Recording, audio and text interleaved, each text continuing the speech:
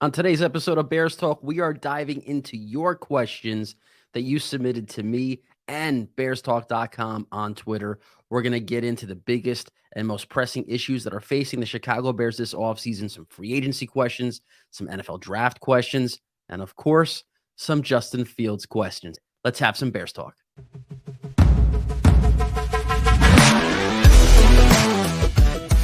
We're going to be an effort-based team.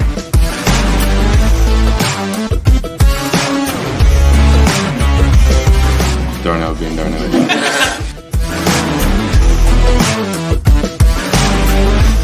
Love playing football. Ready to open this thing up. Let them know that we're coming.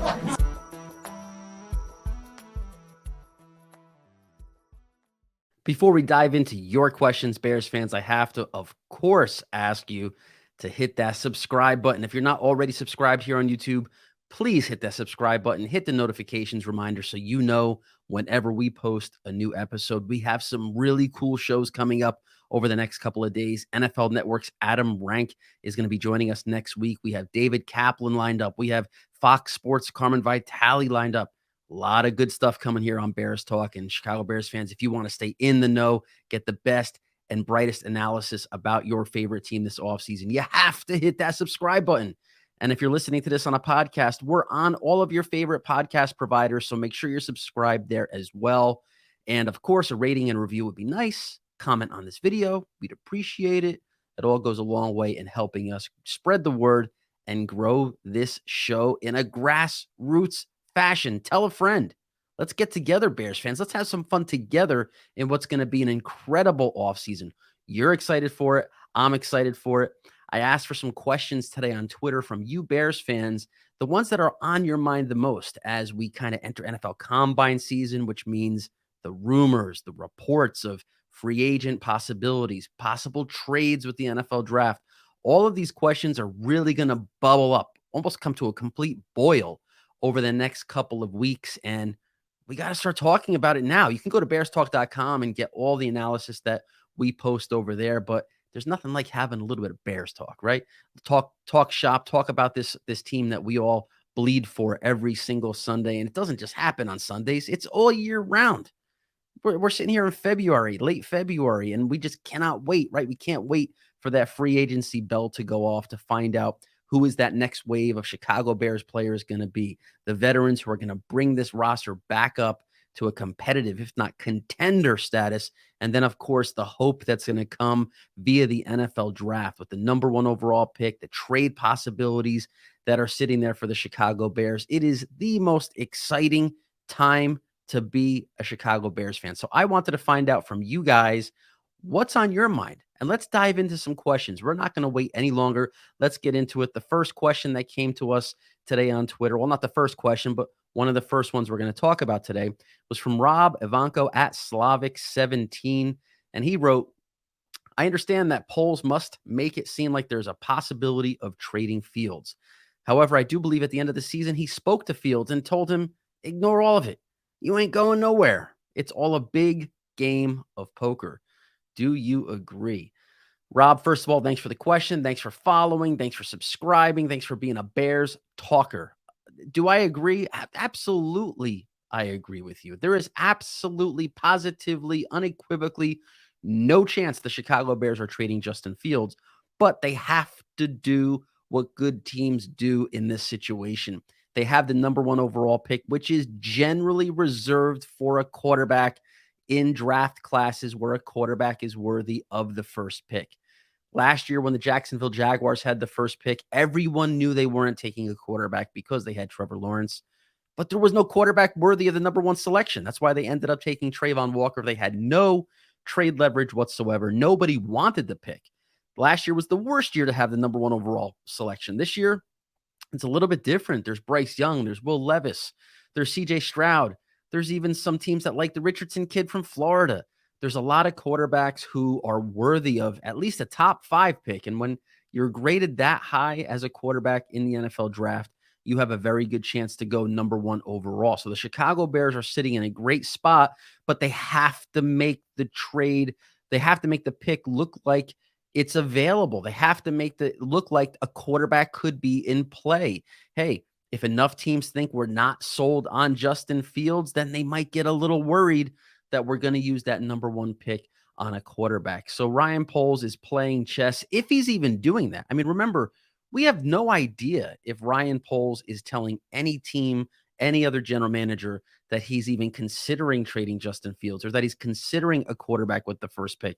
This is a media constructed narrative that has kind of gone out of control over the last few weeks, ever since the Bears secured the first overall pick. It's not something that seems like it's coming out of Hallis Hall, although we might start to see that over the next couple of weeks. Pro days are going to start coming around. Alabama's pro day, Ohio State's pro day, Kentucky's pro day. You're going to see Ryan Poles at every single one of these if he hasn't made a trade by then. It's just what he's got to do. He's got to show face. He's got to have teams thinking, I want one of these guys. And not for nothing, the general managers that really want those players are going to be at those pro days too. So the best way to make a deal is face to face. You throw those hands together and you agree to compensation for a trade. So by having boots on the ground and being at those pro days will help facilitate a trade. But you know what's going to happen.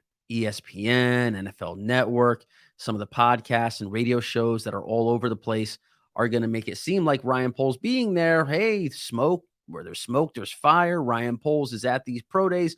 Perhaps this is an indication that Justin Fields isn't the guy. It's complete, total, absolute nonsense.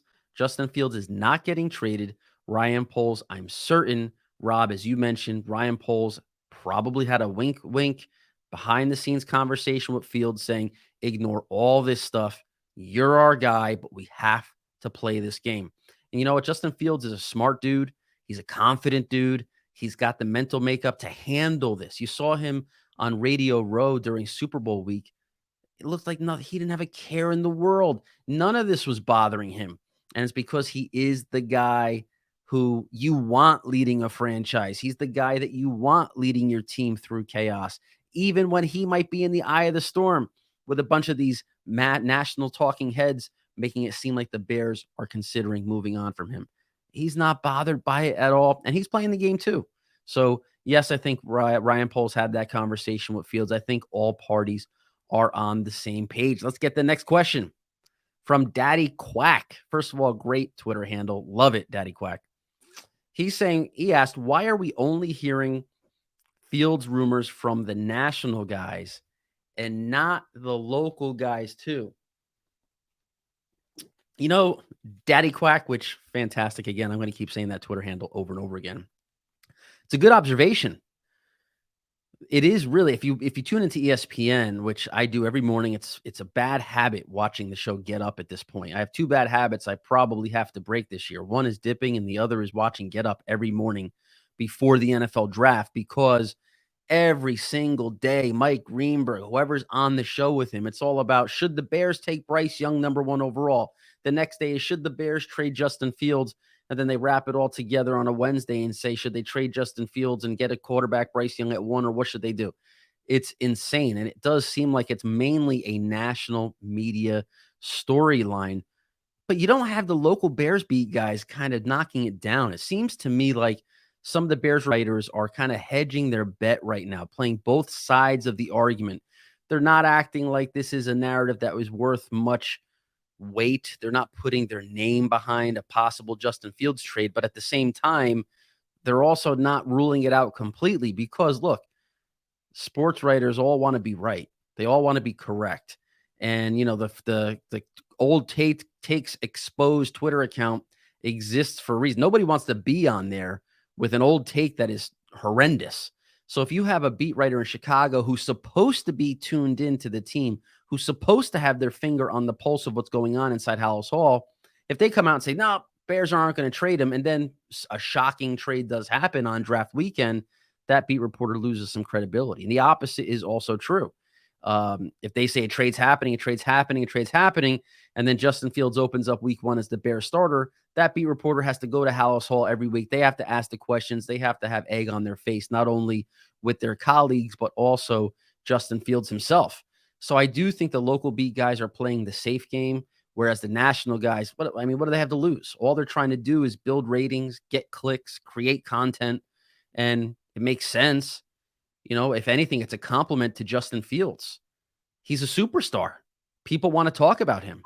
And maybe the Chicago Bears are not a team or a fan base that takes this seriously.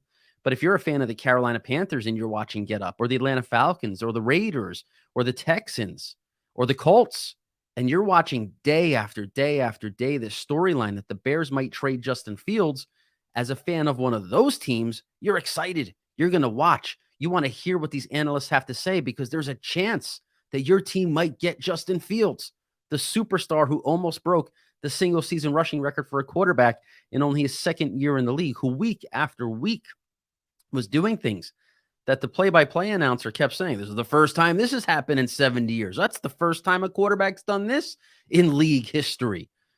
A player like that becomes available for trade. Any team that doesn't have a quarterback, those fans are going to consume it. They're going to eat it up. They're going to want to be all in, eyes glued to the TV, ears glued to the radio, clicking articles left and right. So there is some method to the madness of why this is happening. But the local guys, it's not happening in Chicago. It's not a story that's being pushed by beat writers because honestly, it's really not much of a story at all. Justin Fields is not getting traded. On to the next question.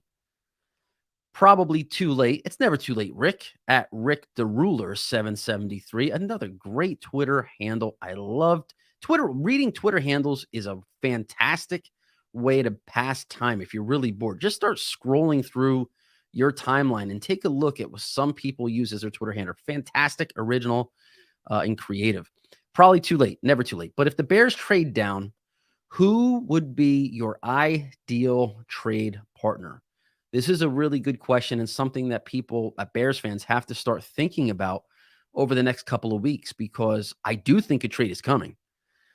And we have to be realistic with our expectations of what a trade in the first round could look like. The Bears have never had the number 1 overall pick in modern NFL history. We've never been in a position where what would a trade out of that selection be like? What could it land the Chicago Bears? So maybe the 2nd overall, the Houston Texans, maybe down to 4 to the Colts. But let's kind of do a little bit of a deeper dive here. What's the goal with a trade out of the number 1 pick? Obviously, you want to accumulate as many picks as possible. In my opinion, the most important aspect of a trade down would be making sure you get a 2024 first rounder. That's a must. It's a non-starter. If a team is not offering their 2024 first round pick, there's no trade happening. So you don't want to go down too far, but you do want to make sure that if you have to go down a little further than you're comfortable with, it's because that team, maybe it's a team at 8 or 9 overall, that's the team that's offering future year draft picks as well. Ideally, though, I think if Ryan Poles could pull off a first round double dip, it's going to set the Bears up for long-term success and a bounty of draft picks. Let's start right behind the Bears at number 2, the Houston Texans. If the Bears can move down to number 2, just one spot, maybe they pick up Houston's 2nd rounder. Maybe they pick up a 3rd rounder. Maybe they pick up a 2024 2nd. It doesn't seem like a huge haul for the Chicago Bears, but it still puts them in a position where they get their pick of the litter at number 2. If they want to stay there, they either get Will Anderson or Jalen Carter, but better yet, a quarterback has now come off the board at number 1. It'll make a team like the Colts. It'll make a team like the Panthers or maybe even the Raiders even more desperate to move up because they can't keep rolling the dice that their guy's going to fall to them. So then you call the Indianapolis Colts. Maybe the Colts jump from 4 to 2, and they'll give you the 35 overall. They'll give you a 2024 first to get their guy, whether it's Bryce Young or Will Levis or CJ Stroud, whoever falls to number 2. So to me, the ideal trade scenario is a double dip for the Bears down to 2 and then jump back to 4. If the 2 is not on the table because DeMeco Ryans and the Houston Texans, they're not ready to move up for a quarterback right now, the roster simply isn't ready to handle a rookie quarterback, then the number 4 pick is about as far down as I think I'd be interested in going because you're running the risk at that point. Yes, you're going to get the first round pick in 2024 from the Colts. You'll probably get the 35 overall. You might get even a 3rd rounder in that deal as well. But now you're in a position where if the Texans are not moving up for a quarterback, Yes, they could take one at number 2 overall, but it might just be because they're not in the quarterback market and they're taking Will Anderson or Jalen Carter at number 2. And if that happens, if the Houston Texans take one of these defensive standouts, the Bears trade back plan could backfire because then the Arizona Cardinals at number 3, they're clearly not in the market for a quarterback. They could trade out with the quarterback needy team, but if they don't, I mean, they're going to take either Jalen Carter or Will Anderson. It would be ridiculous if they went any other direction. And now you're the Chicago Bears. You're sitting at number 4. And now what? Now you have to trade out again because you didn't get Jalen Carter. You didn't get Will Anderson. The value at 4 for a non-quarterback is probably the same level player you'll get at 9 or even further down the first round. That's how big of a drop-off it is from Will Anderson and Jalen Carter to the next guy who could be on the Bears list. So it's going to be a risky play by polls to go down even to 4 because the 2-3 could be the 2 guys that they want most. But the Colts right now seem like they are going to be the team that makes the most sense, that will pay the most to move up, and will still give the Bears a premium draft pick after the trade. Next question. This is from Mr. Lash at Chazzy312. If the Bears go heavy defense in free agency, what will the draft look like in terms of the top picks the Bears have? This is a really, really good question too. And it's not necessarily because we can say, what are the Bears going to do in the first part of the draft, but it is important to remember that the draft board, the draft needs are going to shift so much after free agency happens. The Bears have over $100 million to spend in free agency. I mean, that's an insane number. It's almost twice as much as the Atlanta Falcons, who are second in the league in cap space. They're at like 56 million. So you're talking about the Bears are probably going to be able to sign 2 premier free agents right off the top before being equal with the next closest team. Then it's an even playing field. You're already +2 in free agent signings. That's what the Chicago Bears are looking at. So if the Chicago Bears are, and here's the other thing, right? A little known fact that not many Bears analysts are talking about. The Bears are one of 2 teams right now in the entire NFL that is not at the salary cap floor. It's a requirement that teams have a certain amount spent in the salary cap or they suffer sanctions by the NFLPA. The Bears have to spend money in free agency. There's been some conversation about, well, maybe Ryan Poles will be conservative and he won't sign the big free agent despite having all the money. Like, that's not even an option. And this is something Bears analysts are not talking about. They're not referencing that this is not an option. He has to spend money. Now, sure, he could spend it on extensions for his own players, and maybe that will be a little bit of a buzzkill for Bears fans, but he has to spend money. He has no choice. So the Bears are going to sign top players, big ticket players in free agency. I think you're going to see Ryan Poles spend that money on the offensive and defensive lines in free agency. And maybe not defensive line, like interior defenders. He might kick it outside to some edge guys, but he's going to spend big money on those positions because the fastest way for the Bears to become competitive is by giving Justin Fields time to throw the ball and giving opposing quarterbacks less time to throw the ball. And that's something that they did poorly, horrendously in 2022. So I think you're going to see a lot of money invested in offensive line. Caleb McGarry, the offensive tackle from the Atlanta Falcons. I wrote a post on bearstalk.com today about how he might be the belle of the ball for Ryan Poles. We're not, again, another free agent, a top tier right tackle who's on the board, who hasn't really been viewed by, you see a lot of these big articles out there. Yeah, he's mentioned, but he fits a perfect need that the Chicago Bears have entering this free agency cycle. A right tackle, that's one of their biggest voids on the offensive line, aside from center. If you get Caleb McGarry locked up, 28 years old, I mean, stud. You got a stud. And the center, we'll see what the Bears do. You know, I got Lucas Patrick coming back after an injury-riddled season. There are some good players in the draft in that second-round range who the Bears could plug and play as a starter, and we'll see who's on the free agent market. But I think the offensive and defensive lines are where Ryan Poles is going to target in free agency. So then when you flip it forward to the NFL draft, what does that mean for the first round? Honestly, it doesn't mean anything. The Chicago Bears are going to take the best player available in the first round because their pick is a premium draft pick. They have no choice but to select premium blue chip players regardless of the position with their first overall selection. So if they have the number 1 pick and they don't trade out and it's Will Anderson, it's going to be Will Anderson, regardless if they sign Marcus Davenport in free agency or some other edge rusher. If they sign Javon Hargrave in free agency, but Jalen Carter's their guy in the draft, they're going to draft Jalen Carter. They're not going to allow a veteran signed in free agency to dictate how they use that first overall pick or that 4th overall pick, because the reality is the needs, the value in free agency, offensive, defensive line, is probably going to match what they can get at 1 or 4 or 5 overall. Edge rusher, interior defensive lineman. So I think you'll see a lot of reinforcement in the NFL draft. You get an edge rusher in free agency and you add Will Anderson in the draft. Now you've made a weakness an absolute strength. You take a Javon Hargrave in free agency and you draft Jalen Carter. Now you took an interior defensive line in Chicago that was weak in 2022, and now it looks ridiculously strong. So I don't necessarily think free agency is going to dictate the early rounds.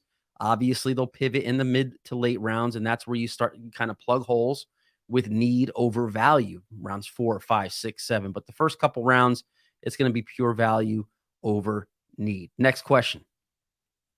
This is from Brad Warner at I'm the Breed.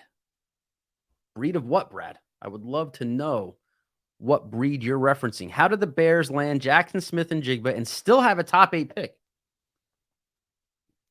Besides trading with the Lions at 6 and 18, spoiler alert, that's never going to happen. Trade back with the Colts, then trade up to the mid-first with some haul that we get from the Colts. Thoughts? Let's talk about Jackson Smith and Jigba. He is a Bears fan favorite in terms of wide receiver targets that Chicago should go after in this year's draft, and I get it. There's an obvious connection there with Justin Fields, Ohio State, and he was one of the best, if not the best, wide receivers in college football in 2021. This past season, he had a bad hamstring. He was injured for most of the year. But not a lot of people realize that Jackson Smith and Jigba began the 2022 season, even after his ridiculous 2021 campaign, as a 3rd-round prospect, 2nd-round prospect, late 2nd, early 3rd amongst NFL scouts. I have this confirmed information, confirmed. That was his grade going into the season. And the primary reason is because NFL teams are concerned about his speed. They have him pegged as a 4.6 guy, an estimated 4.6 guy. And there's a good chance he's not going to run a 40 at the NFL Combine, because he'll probably say hamstring, still recovering, not ready to run. And there might not be an established time on him. Now, Amon-Ra St. Brown ran in the 4.6s. We see what he's become in the NFL. So that's not necessarily an indictment on the player Jackson Smith and Jigba will be. But if the Bears trade down with the Colts, as you mentioned in that question, I don't know if they're going to have to trade into the 1st round to get him. He could be there at number 35 overall. I know it sounds crazy, but this happens every year. The draft Twitter player that the fans love, the Bears fan guy, the guy that Bears fans attach their pre-draft crush to, they end up falling into the 2nd round. We saw with George Pickens last year. There was talk of him being a late 1st, if not top of the 2nd round guy, and the Bears passed on him a couple of times, or at least once in the 2nd round last year. They could have had him. Jackson Smith and Jigba could end up being that guy who falls out of the 1st round into the top of the 2nd round, won't get outside the first 5 or 6 picks of round 2. But if the Bears trade with the Colts and they have number 35 overall, he could be still in play without having to trade back up. And to be quite honest, I'm not sure the Bears would want to spend the future assets they get in a trade down from number 1 overall to just move back into the 1st round. I don't think this year's draft is strong enough to justify giving up future picks to get back into the 1st round.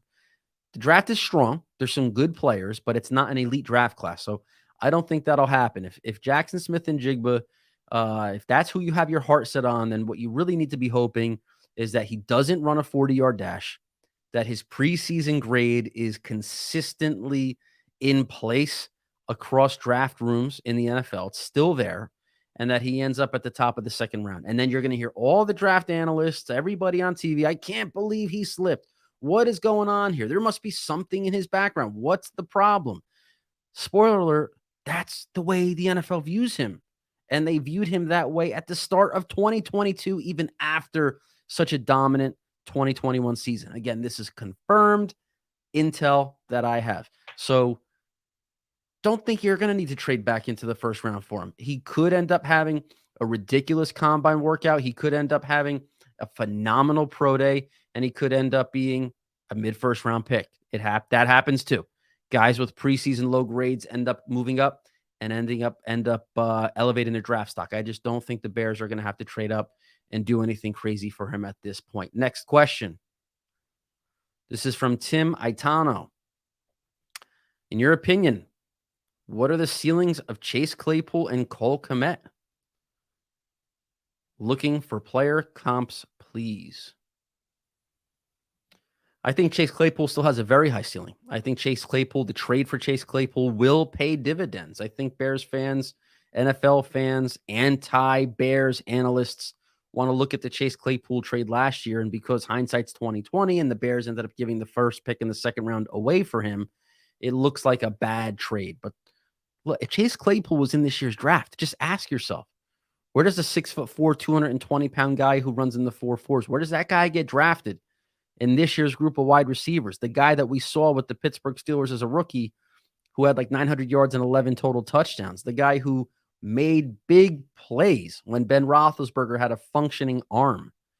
Chase Claypool is still a young player. Chase Claypool's upside is very, very high. He could be very much every bit the Cortland Sutton that we see with the Denver Broncos. He could be that kind of big-bodied downfield playmaker.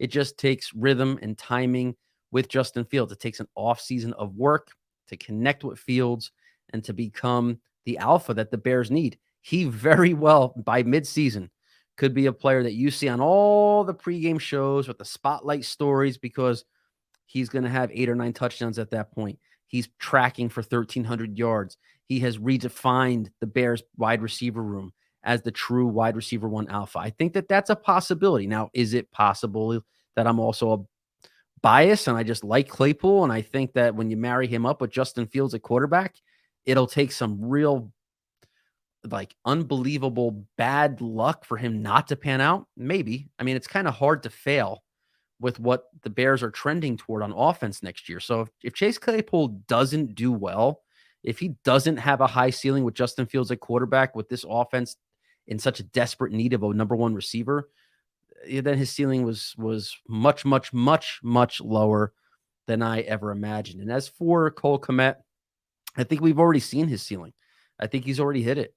I think Cole Kmet is like the 600-yard, 7-touchdown tight end who clearly will have a valuable role in the Bears offense as a chain mover, as a red zone target, as a guy who can be a reliable bailout option for Justin Fields. But for me, I like the bailout options also being guys who can make a player miss in space, break through an arm tackle, and pick up an extra 6 or 7 yards. Those tight ends are the tight ends that go from a 625-yard season to an 825-yard season because of the yards after catch, yards after contact.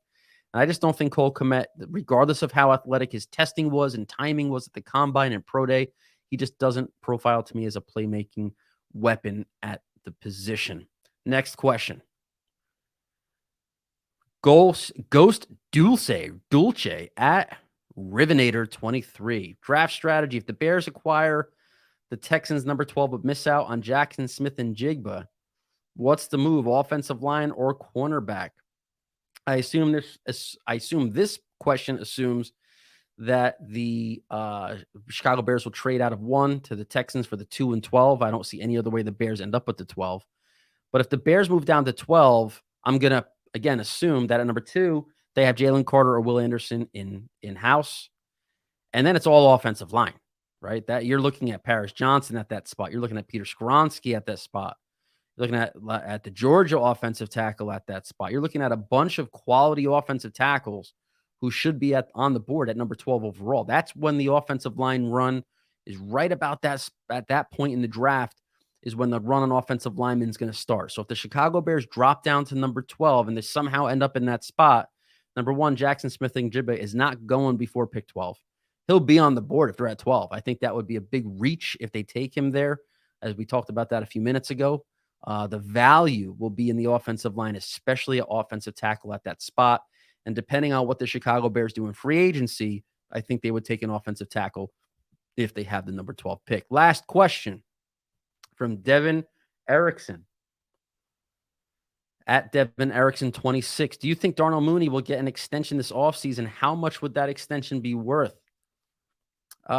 Quick answer, no. I don't think Darnell Mooney will get a contract extension this offseason. I think in 2022, he was very disappointing in his attempt to ascend to the number one go-to guy. I think his inability to take hold of that role was part of why the Bears had to go out and make a trade for Chase Claypool. If Darnell Mooney looked like he could be a 1,200-yard guy, then the Bears may not have felt as desperate or as needy for the wide receiver because Mooney would have elevated the rest of the wide receivers around him. He wasn't able to do that, and I'm a huge Darnell Mooney fan. I thought coming into the season that Darnell Mooney was going to be able to kind of overcome the odds, a little bit undersized, lean, thinly built guy who generally is not a number one receiver in the NFL. And unfortunately, he proved this year that he's not a number one guy. He proved in 2022 that he's not a number one guy. And then, of course, the season ends with an unfortunate ankle injury that puts his 2023 season, while it doesn't put it in doubt,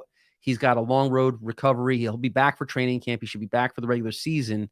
But the Bears are going to kind of have to treat him as like, look, prove it. Prove it in 2023. Chase Claypool has an expiring contract too. You guys have to kind of show us which one of you is the dog, which one of you deserves that monster wide receiver contract that you're seeing being handed out around the league. I don't think Darnell Mooney's a guy that's going to get that. And if he does get an extension, I don't think you're going to see him make any more than the guys like Zay Jones were making last year, or DJ Chark, I believe, got a 1-year, $10 million deal. Look, that's a huge pay raise for a player who was drafted on day 3 of the NFL draft, but it's not the kind of contract I'm sure Darnell Mooney or his agents, his team of representatives, were hoping for, that he was setting up for at the start of last year this time. And if you're Darnell Mooney, I don't think you even take a new contract. I think you say to yourself, look, I didn't play my best football in 2022. It would be bad strategy for me to sign a multi-year deal coming off the worst year of my early career. He was much better the previous 2 seasons. So I think for Darnell Mooney's sake, he should hold out, not literally hold out, but he should wait to really enter extension talks. And maybe by midseason next year, if he's tracking for a monster breakout year, talk new deal. Until then, I don't think it's coming. I don't think Ryan Poles is going to give those guys extensions until they prove they have earned it. And I hope, Bears fans, we have earned a subscribe from you. Hit that subscribe button. It's right down here somewhere. Make sure you hit that subscribe button. Help us grow the channel. We want to get to that magic 1,000 subscriber mark sooner than later. We're growing unbelievably fast as it is. And thank all of you Bears fans for making that happen. Head over to Twitter. Throw me a follow at Bryan Perez NFL. Follow Bears Talk's account at The Bears Talk. We're on Facebook. Follow the podcast, rate, review, comment, throw that 5-star rating up there. And of course, make sure you're checking out all our daily Chicago Bears content at bearstalk.com. And most importantly, Bears fans, you know the deal. As we march toward the combine and the draft and free agency and whatever order any of those things appear, the most important thing that you need to do, ignore the Justin Fields rumors and bear down.